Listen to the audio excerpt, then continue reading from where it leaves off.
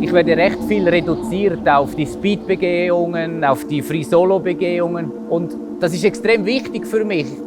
Ich mache das auch gerne, ich bin stolz. Aber es gibt noch einen anderen Teil und dort ist mehr das Abenteuer, das Entdecken, am Morgen hinauszugehen und nicht wissen, was der Tag bringt. Das ist auch irgendwie ein extrem wichtiger Teil, was ich gerne mache.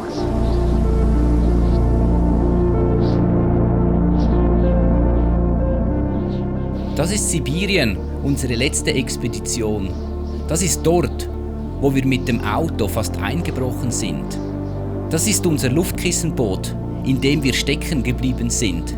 Und das bin ich, Dani Arnold, Bergsteiger aus der Schweiz. Und jetzt bin ich da, in Island, zusammen mit Martin, Thomas, Lukas und Davide. Und wir sind auf der Suche nach dem perfekten Eis. Hinten ist schon so ein bisschen durch. Ja. Hey, nicht so nicht. Aber gerade in der Mitte, das ist nicht. Anfangs hat es ziemlich übel ausgeschaut. Aber dann...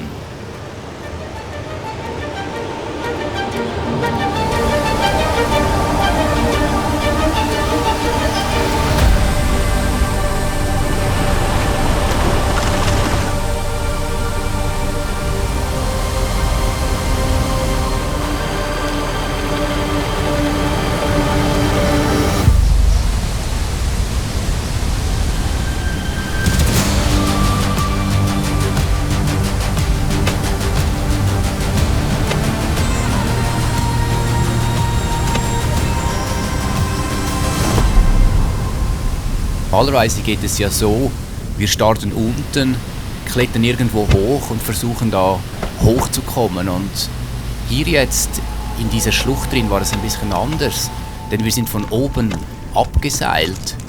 Und es war schon ziemlich wichtig, dass wir irgendwie da wieder hochklettern können, weil unten raus wäre es absolut keine Möglichkeit gegeben.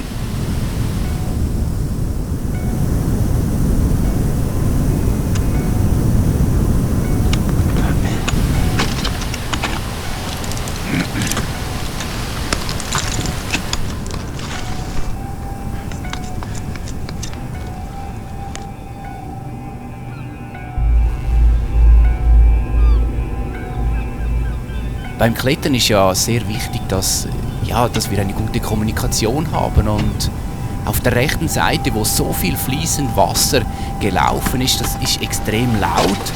Und Martin und ich, wir konnten nicht miteinander sprechen. Und das ist so, dass es geht sehr viel über Körpersprache. Und darum ist es so extrem wichtig, dass du dich verstehst, dass du mit Freunden unterwegs bist, wo du einfach gerne zusammen bist.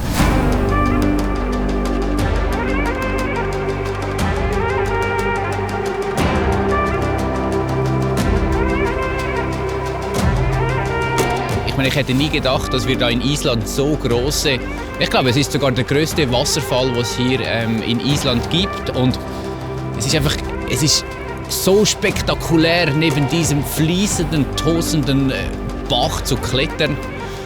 Das ist Abenteuer, ja. Super.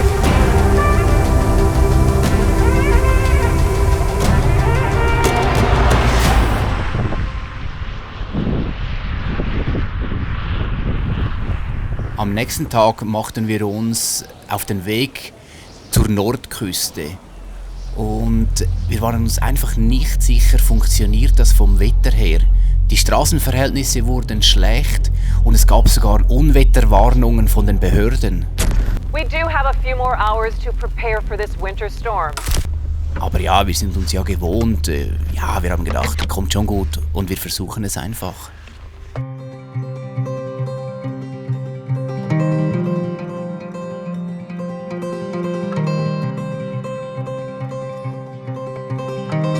Komisch ist einfach, wir sind dann mit den Skiern unterwegs und der Untergrund ist recht komisch und dieses Geräusch vom Meer, ja, ist so, kennen wir in den Alpen nicht.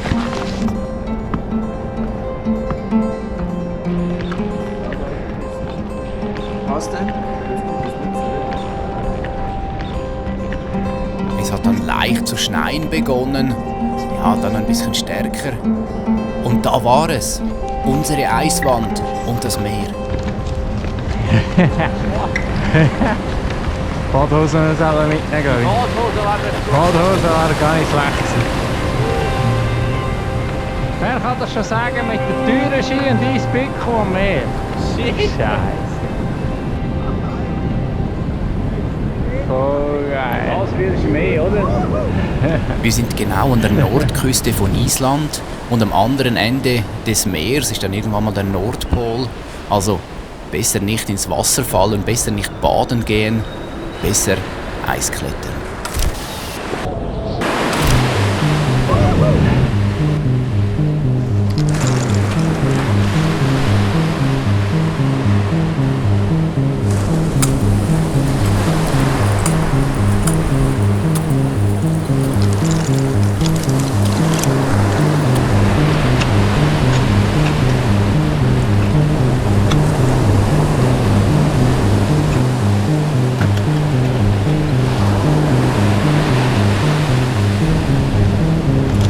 Imposant, ne?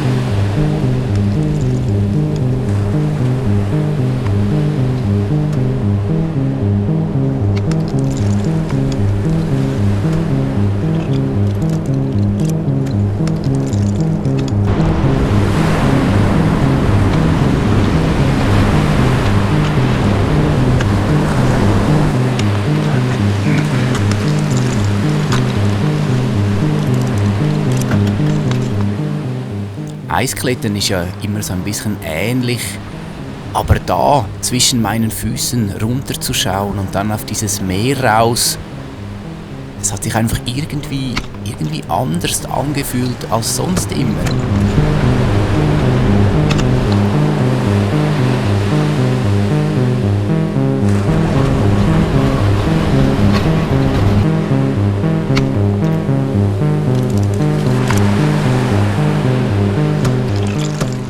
Der Tag ging langsam zu Ende und auch das Wetter, das wurde nicht wirklich besser.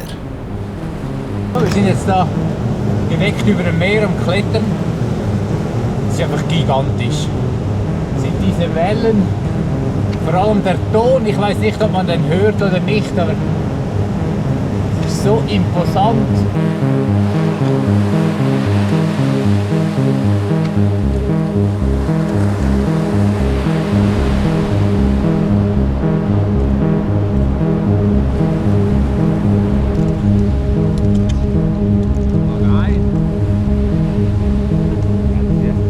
Mehr Schnee, mehr Wind, mehr Nebel. Aber das größte Problem von uns war, dass die Flut gekommen ist. Und das hat bedeutet, wir konnten nicht mehr auf derselben Spur zurückgehen und mussten uns einen neuen Weg suchen.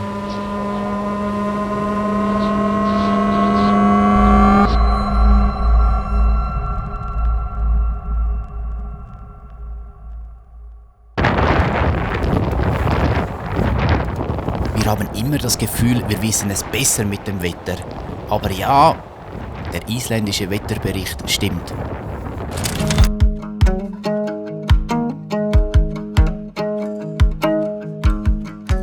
Nicht nur unsere Kletterfähigkeiten wurden da getestet in Island, sondern gerade auch Auto ausschaufeln wurde zur Hauptaufgabe. Und wir wurden immer, ja, mit jedem Mal besser darin.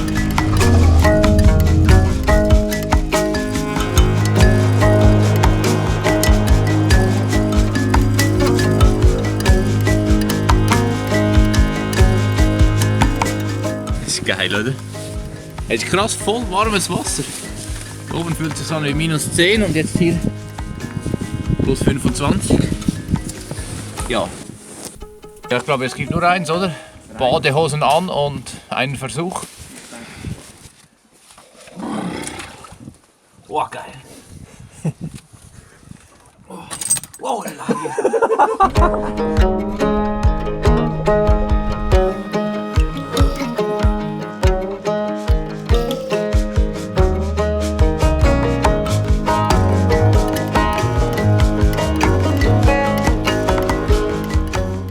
Mittlerweile sind wir so im Nordosten von Island angekommen und wir haben das erste Mal so ein bisschen die Landschaft mehr wahrgenommen. Wir haben die Fjorde gesehen, die Fischerschiffe, wo da auf dem Meer gefahren sind. Und tatsächlich, nach über einer Woche ist dann auch das erste Mal die Sonne nach vorne gekommen.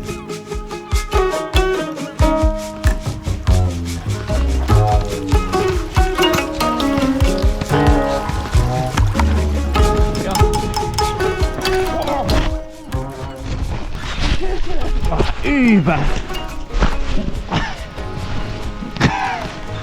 Bravo! Bitte geht's! Du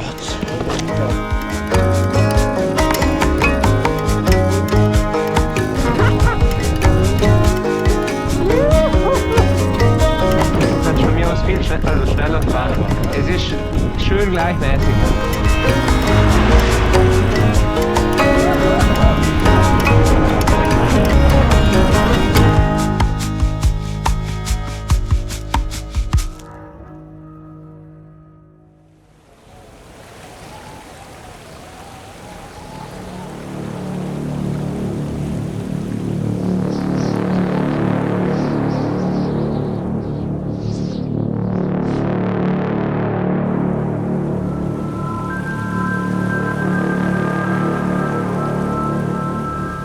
Das ist krass, jetzt sind wir da so in einem Bach drin und eigentlich ein normaler Bach, aber so voll speziell krasse Struktur mit diesen Säulen. War gar nicht so einfach, da in diese Schlucht reinzukommen. Wir haben uns entschieden, das ganze Team abzuseilen in die Schlucht und es ist doch so ein bisschen unheimlich, da auf diesem Bach zu queren, weil es ist überall fließendes Wasser. Ja, einbrechen ist sicher nicht eine gute Idee. Es ist mega, jetzt hier zu sein und jetzt schauen wir, dass wir irgendwas Cooles klettern können. Krass, oder? Es ist krass, es ist gespalten und es ist von unten bis oben genau gleich.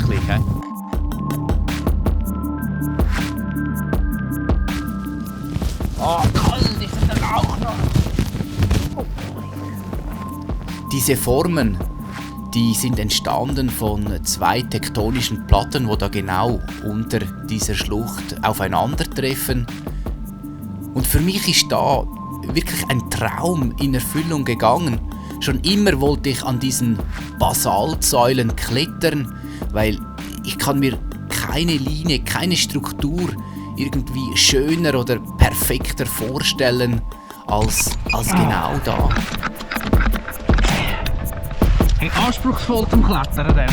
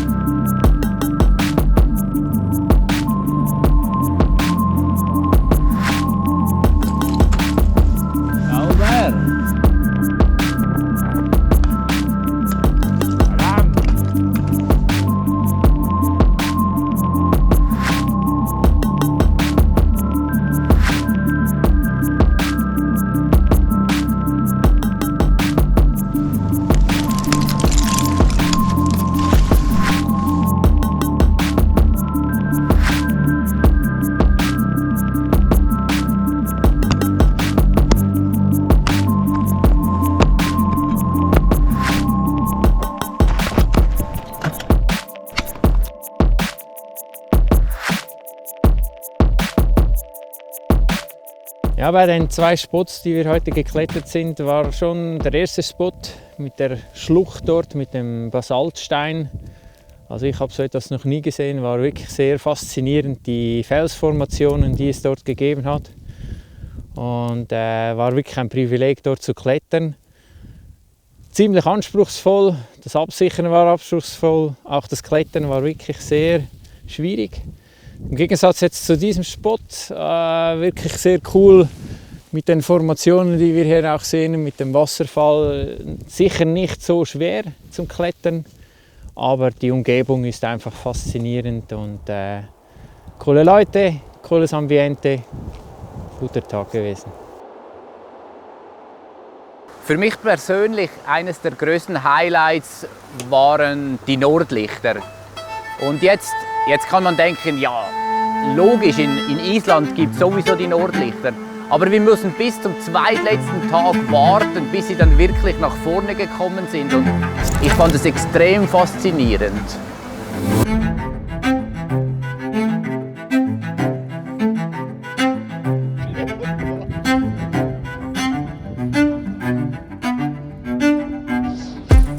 Voll motiviert nach dieser spektakulären Nacht haben wir uns dann sehr früh am Morgen auf den Weg gemacht auf den Gletscher. Und zwar war unser Ziel, so in einem Gletschertor zu klettern.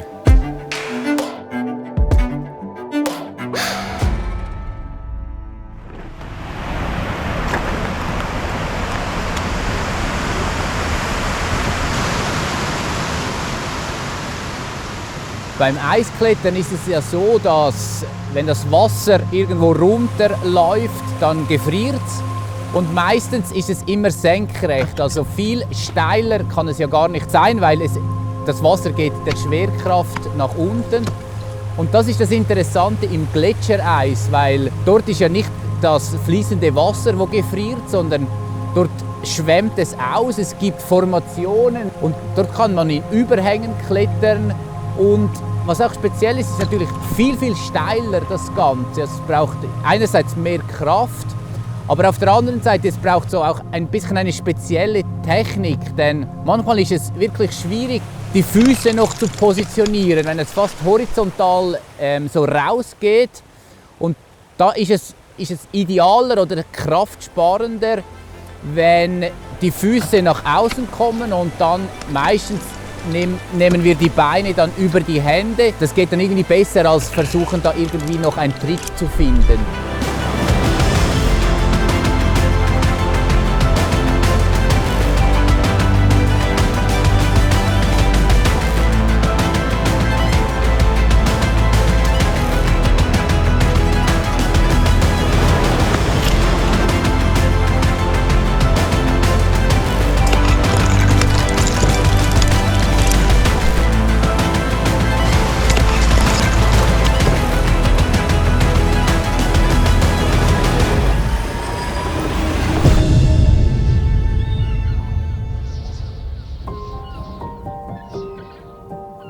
Wir sind in Reykjavik gestartet und wirklich einmal rings um die Insel gefahren. Und an verschiedenen Orten haben wir immer wieder versucht, etwas zu finden, etwas Spezielles. Und immer wieder waren so neue Strukturen, neue Möglichkeiten. Und ich meine, die Landschaft, die hat wirklich auf dieser Insel so oft gewechselt. Also im Osten ist ganz anders als im Norden. Und das war speziell, das war mega interessant.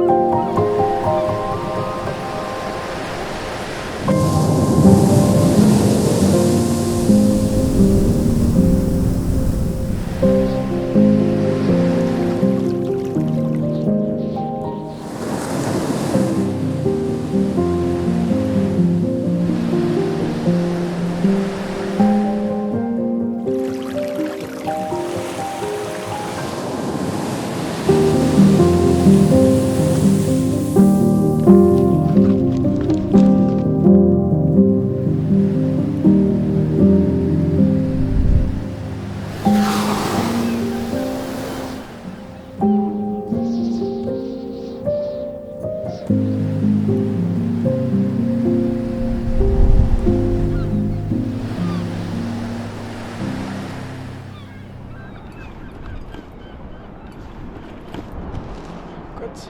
Gut. Oh. So ein bisschen schauen, ja.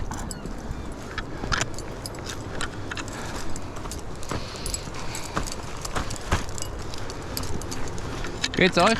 Ja.